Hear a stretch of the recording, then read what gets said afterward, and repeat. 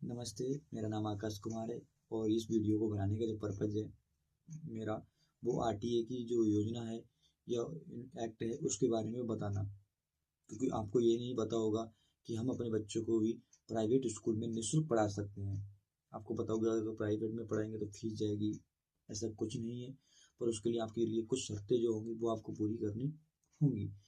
अगर आप आरटीए के तहत, आरटीए होता क्या है, इसमें भरा कैसे जाएगा, फार्म कैसे भरना है, कब भरे जाएंगे, ये सब जानकारी मैं इस वीडियो में दूंगा। पर उससे पहले आपका एक कर्तव्य है कि चैनल को सब्सक्राइब कर दीजिए और अब ये वीडियो जो है अपने दोस्तों के पास, अपने और मेहमानों के पास या अपने भाइयों के पास शेयर कीजिए, जिससे क्या है इस वीडियो के माध्यम से वो भी इसका लाभ उठा सके। क्योंकि गांव में ये सूचना नहीं पहुंच पाती है आरटीए वाली।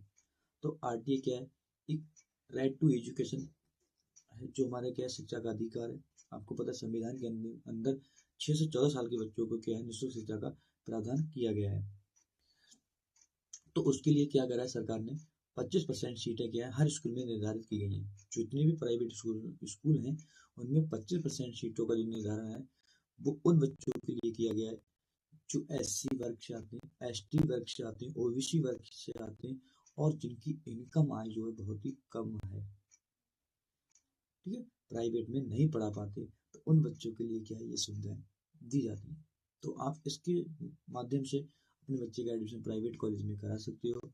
उसके लिए आपको करना क्या होगा, अपने बच्चे के कुछ डॉक्यूमेंट कंप्लीट कराने होंगे। जैसे आपके लिए जाति होगा, मूल निवास होगा, ठीक है, बच्चे का जाति मूल निवास और आधार कार्ड और बर्थ सर्टिफिकेट होना चाहिए। और एड्रेस के लिए तो जाति हो ही गई उसमें, और 4 फोटो चाहिए आपके बेटे के पासपोर्ट साइज की। ये चीज़ें होना ज़रूरी है। कुछ माता पिता के आपके डॉक्यूमेंट चाहिए, जैसे माता पिता का आधार कार्ड चाहिए, निवास चाहिए। निवास के लिए आपका आधार कार्ड भी हो सकता है, पैन कार्ड भी हो सकता है, ठीक है, ड्राइविंग लाइसेंस भी हो सकता है, चाहे आपका बिजली बिल हो सकता है। ये सभी चीज़ों में से कुछ एक चीज़ होना जरूरी है। अगर आपको एक बात का ध्यान रखना होगा, अगर जब भी आप फार्म फिल कराओगे तो उसमें आपको कागज अपने और अपने बच्चों के कागज क्या है मैच कर लेने चाहिए। क्योंकि अगर आपके बच्चे के कागज और आपके कागज में कोई प्रॉब्लम हुई, एड्रेस चेंज हुआ या वैसे कोई नाम अपना, तुम्हारा बच्चे को उसमें नाम बड़ मिस्टेक हुई, तो आपका जो फार्म जो होगा वो प्रॉपर तरीके से रिजेक्ट कर दिया जाएगा। इसलिए वहाँ पे हल्की सी भी अगर प्रॉब्लम होती है तो वो आपको रिजेक्ट कर दी जाती है। इसलिए आप फार्म भरने से पहले उन चीज़ों को देख लें।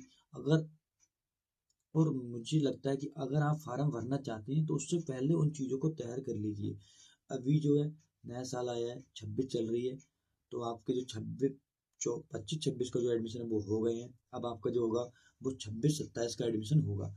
तो उसके लिए आपको क्या है, इसके जो फार्म जो फरवरी से शायद फिल कराए जाएंगे, अभी डेट नहीं आई है। तो उसके लिए आपको क्या होगा, अपने अपने बच्चों के कागज़ क्या है अभी कंप्लीट कर लेना। अगर आपकी कोई नाम मिस्टेक या आधार कार्ड में मिस्टेक है बच्चे की आपके, तो वो आप सही करा सकते हैं, जिससे क्या है आप अपने बच्चे का जो एडमिशन है बिना रुकावट के करा सको। तो आपका जो भी नज़दीकी स्कूल हो, अगर आपका जो भी नज़दीकी स्कूल हो तो उसमें करा सकते हो। हम अगर मैं हिमालय अकेडमी स्कूल की बात करूँ तो वहाँ पर ये सुविधाएं हैं। अगर आप हमारे स्कूल में कराना चाहते हो तो और ही बढ़िया बात है। तो उसके लिए आपको करना क्या होगा, जहाँ पर आप फार्म को फिल कराओगे तो वहाँ पर आपको बोलना होगा किस स्कूल में कराना, उस स्कूल का नाम आपको फिल कराना होगा और उसके तहत आपको कागज वहाँ जमा कर देने होंगे। जिससे क्या होगा, वहाँ पर आपके बच्चे का एनरोलमेंट हो जाएगा और ये आपका शायद 1 महीने से 15 दिन में आपको पता चल जाएगा। इसका लॉटरी निकलेगा, लॉटरी लिस्ट में निकलेगा अगर आपके बच्चे का नाम।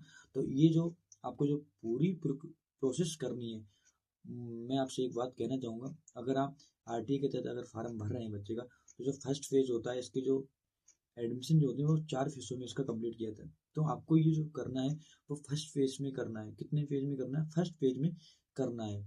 क्योंकि फर्स्ट फेज में क्या होता है, सीटें स्कूल में ज़्यादा होती हैं तो फर्स्ट फेज में आपका नंबर आ जाता है। जब कुछ सीटें और रह जाती हैं किसी स्कूल में तो आपको दोबारा से सेकंड फेज में फार्म भरा जाते हैं, तो उसमें आपका आ जाएगा। इसलिए सभी जो होते हैं वो आरटीए के तहत पहले फेज में भरते हैं, क्योंकि बाद में सीटें बहुत ही कम रह जाती हैं। इससे बाद में आपके चांसेस क्या होते हैं बहुत ही कम हो जाते हैं, उसमें रिजेक्ट करने की फार्म बहुत जल्दी होते हैं। क्योंकि जब सीटें पूरी होंगी तो हमें ज़रूरत ही नहीं है, तो हम क्या करेंगे, फार्म को कोई ना कोई प्रॉब्लम से रिजेक्ट करेंगे नहीं करेंगे। तो यही होता है। तो आपको अगर आरटीए के तहत बच्चे का एडमिशन कराना तो फर्स्ट फेज में ही करा लेना चाहिए।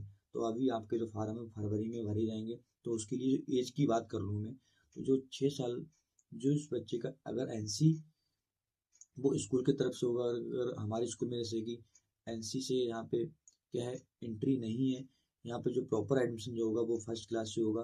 तो हमारे यहाँ फर्स्ट क्लास है, जिस स्कूल में अगर एनसी केजी से होगा तो उसके लिए एज जो लिमिट होगी आपकी बच्चे की वो 3 से 4 साल के बीच होगी। इतनी बच्चे की होनी चाहिए। वो आपको स्टेट के माध्यम से होगा कि किस स्टेट में कितनी, तो अपनी जो यूपी है वो 3 से 4 के लमसम में चल जाएगा। अगर आपको फर्स्ट क्लास में कराना है, अगर आपका बच्चे का फर्स्ट क्लास में, तो उसके लिए आपको 6 साल बच्चे की पूरी हो जाती है। अगर आपके बच्चे की एज क्या है पूरी हो गई 6 साल, तो उसके तहत क्या है आप उसमें एडमिशन करा सकते हो। उसके लिए आप कोई शुल्क नहीं दोगे, किसी भी प्रकार का आप फीस नहीं दोगे। वो पूरी फीस जो देखेगी वो कौन देखेगी, आपकी सरकार देखेगी। तो ये जानकारी आपके लिए हुई। अगर ये जानकारी आपको अच्छी लगी हो तो बस अपने दोस्तों के पास, मेरा ये कर्तव्य है मैंने कर लिया, अब आपका कर्तव्य है अपने दोस्तों के पास शेयर करना, उनको ये वीडियो भेजना जिस माध्यम से वो इस योजना आरटीआई का लाभ उठा सकें। और हमारी ये स्कूल में ये सुविधा बहुत समय से है और मैंने सोचा ये सुविधा शायद आपको नहीं पता चली होगी, इस वीडियो के माध्यम से मैं उनको पहुँचा सकूँ। तो आप जल्द से जल्द ये सुविधा आने वाली है। अगर आपको और जानकारी लेना है तो हमारे स्कूल हिमालय अकेडमी में आके थोड़ा सा संपर्क हमसे कर सकते हो और आपको प्रॉपर तरीके से इसके बारे में नॉलेज दी जाएगी। तो अगर कराना है फरवरी में इसके फार्म भरे जाएंगे, तो कृपया जल्दी करके अपने डॉक्यूमेंट है उसको वेरीफाई कर लीजिए, कंप्लीट कर लीजिए। अगर आपका जो एडमिशन का जो होगा, अगर आप जनसेवा केंद्र पर नहीं कराते हो अगर, तो वो हम देख सकते हैं। अगर हमारे यहाँ पे हो सकता है उस तरीके की आपकी व्यवस्था हो सकती है कि हम अपने यहाँ पे ही एडमिशन का जो प्रोसेस है वो कर सकें, तो हम वो करने के लिए सक्षम हैं। ठीक है, अगर नहीं होगा वो जनसेवा केंद्र से ही होगा तो आप जनसेवा केंद्र पे उसको करा लीजिए, फिर कागज जमा कर दीजिए, आपका कर्तव्य है। तो आप भी करा सकते हो भाई प्राइवेट में, जब आपके पास ये नॉलेज होगी, जब आपके पास ये सूचना नहीं पहुंचेगी तो आप इनका लाभ नहीं उठा पाओगे। क्यों ना, सरकार जब हमें दे रही है वो लाभ, तो हम सरकार का लाभ क्यों ना लें भाई। जब सरकार को हम वोट दे सकते हैं, सरकार की योजनाओं का लाभ नहीं ले सकते क्या? ले सकते हैं भाई। कब? जब आपको वो योजना पता होगी तब।